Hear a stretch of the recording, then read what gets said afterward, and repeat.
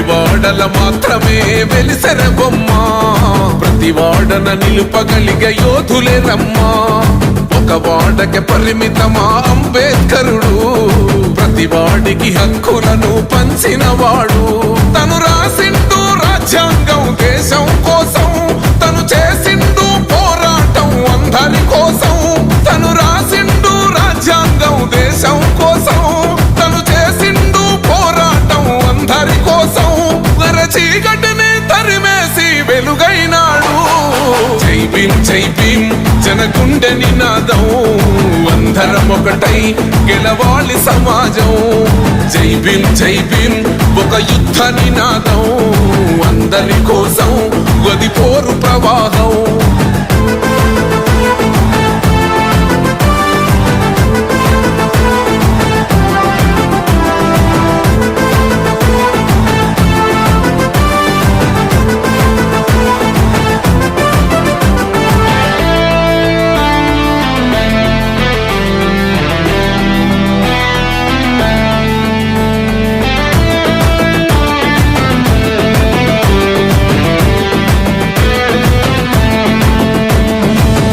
ఎందుకు మాది కాదు ఆ నినాదం గని అవగాహన లేకున్నది కొంత సమాజం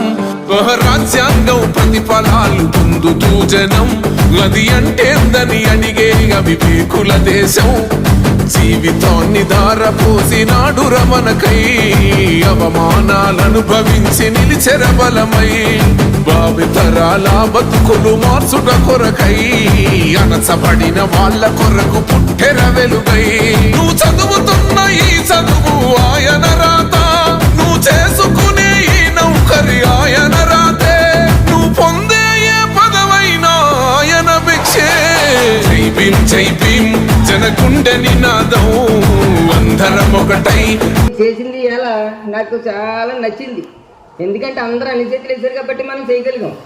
ఏది మేము ముగ్గురు ముట్టుకున్నాం అయిపోయిందని మాకు సన్మానం చేసినంత రాని ఇది కాదు దాని తర్వాత ఇంకొకటి ఏంటంటే అంబేద్కర్ ఎప్పుడూ కూడా ఒకటే కోరుకున్నాడు మనం మద్యానికి దూరంగా ఉండండి విద్యకి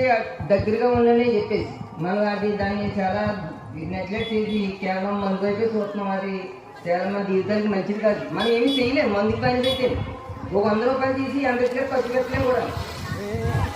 దాని గురించి చెప్తున్నాను. తర్వాత ఇంకోటి ఏంటంటే ముందు కూడా ఇదంతా కూడా మా ఒక్క సొమ్ము కాదు దీన్ని పాలించుకోవాల్సిన బాధ్యతలందరూ కూడా మీరే